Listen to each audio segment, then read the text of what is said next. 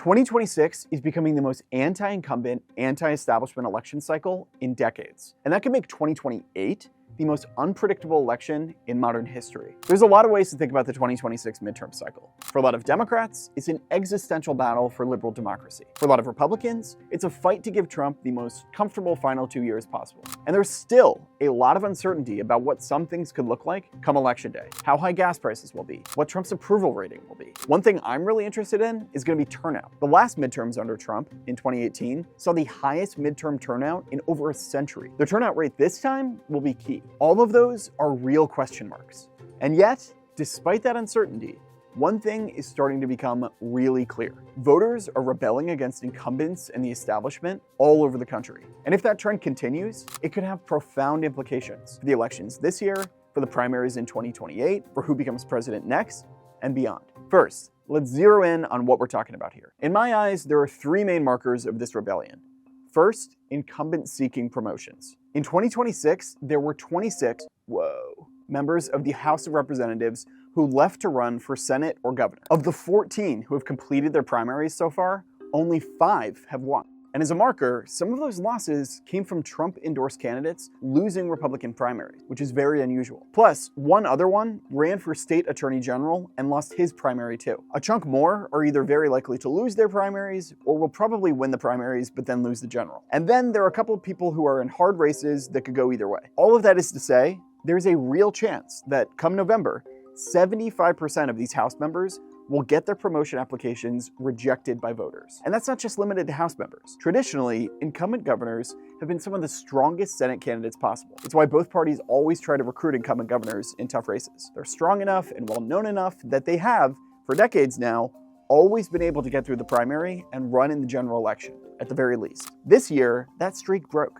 Maine Governor Janet Mills became the first incumbent governor to lose a Senate primary since 1986. Now, to be fair, Mills suspended her campaign in April, but she also later said that her campaign was still alive and that she just, quote, suspended active campaigning.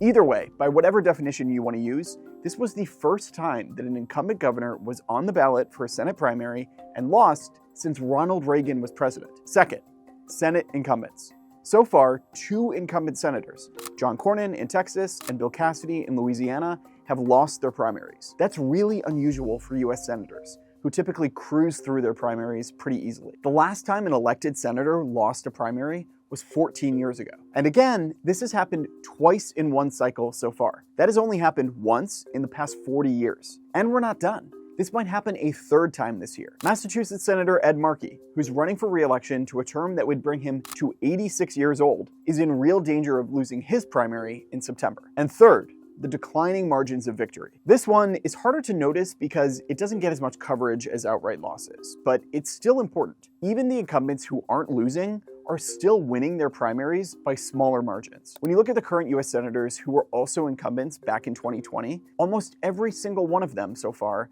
has won their 2026 primary with a smaller percentage of the vote this time. A couple of them, like West Virginia Senator Shelley Moore Capito, saw really huge drops. Look at that. We're also seeing this phenomenon in House primaries. A 2018 Brookings Institute study found that the average incumbent congressman or woman wins their partisan primary by about 57 points, which means about 75 to 80% of the vote. So let's use that as the benchmark for normal incumbent performance. So far, 37 House members have received 75% of the vote or less in their primaries. And just think about that for a second. These are incumbents, super well-known, super well-funded, have every institutional advantage. In some cases, they don't even have a real primary opponent. It's just some rando who decided to put their name on the ballot and spend like $800 on their campaign. And still, we're looking at 1 in 5, 1 in 4, 1 in 3 people regularly voting against the incumbents of their own party. And that's happening all over the country. By the way, I'm gonna be locked into all these primaries this year and telling you about all of these under-the-radar trends. So make sure you're subscribed so you don't miss a video. And if you want to read more of my work, subscribe to my newsletter down below. And all of this data points us towards a couple big implications for the future.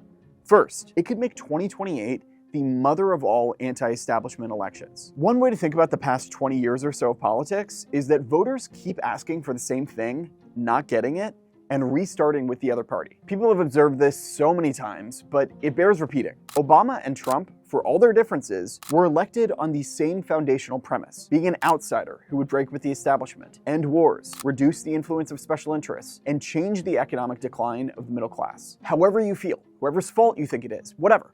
It is just true that Obama did not succeed in fundamentally changing the trajectory we were on. He himself acknowledges that, which helped elect Trump. And however you feel about Trump, it's just as true that he has also not succeeded in fundamentally changing our trajectory. And if you think of Obama's failure as having kind of a radicalizing effect for some voters, they broke the glass, elected someone super different, and a lot of basic stuff didn't change, leading them to look even more desperately for even more creative solutions, then Trump's failure could have an even bigger effect. They really broke the glass with this guy, electing the first president ever with zero government experience, then tossed him out for his kind of philosophical opposite, then rehired him when that guy didn't work out, and now they really don't like him at all. Just on a basic psychological level, that could open the door to people looking for something really different in 2026 and in 2028. And that's something that the media and political establishments should take really, really seriously.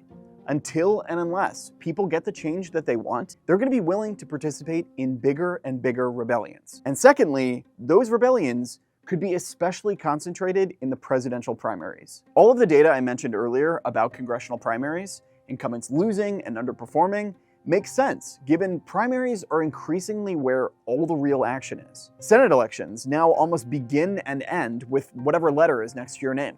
Only one senator, Susan Collins, represents a state the other party has won the last 3 presidential elections. And the House map is now, according to experts, the least competitive ever. Partly because of gerrymandering, yes, but mostly just because of partisanship. In the last midterms in 2022, not a single Senate incumbent lost re-election for the first time since 1914. Even as most voters said that they wanted change. So at a time when polls show that supermajorities are dissatisfied with basically our entire system, that it's increasingly left voters with only one valve to release their frustration and express their dissatisfaction: primaries. And all of this helps explain why presidential elections have become so competitive and so volatile in recent years, and why the White House keeps changing parties. Right now, the presidency has flipped control 3 times in a row: 2016, 2020, and 2024. The last time that happened was 125 years ago. And if Democrats win the presidency in 2028, that would tie the record for the most consecutive party flips ever. The only other time that happened was in the 1840s and 1850s, in the run-up to the Civil War. And the combination of those two factors, macro-level dissatisfaction and primaries becoming the only way to express that, could end up making 2028 look a lot like 2016, when anti-establishment populists caught fire in both parties' primaries. One, obviously, to great success. Now, this is not a guarantee, obviously. There's a real chance that J.D. Vance especially could still waltz to the Republican presidential nomination. But all of this data is getting harder and harder to ignore, especially for insiders like him or someone like Kamala Harris. The seeds are there, and it looks more and more like a question of when, not if. What do you think of all this? How big could the rebellion this year go? Have you voted against an incumbent in a primary this year? Let me know in the comments below, and make sure to subscribe to the channel and my newsletter.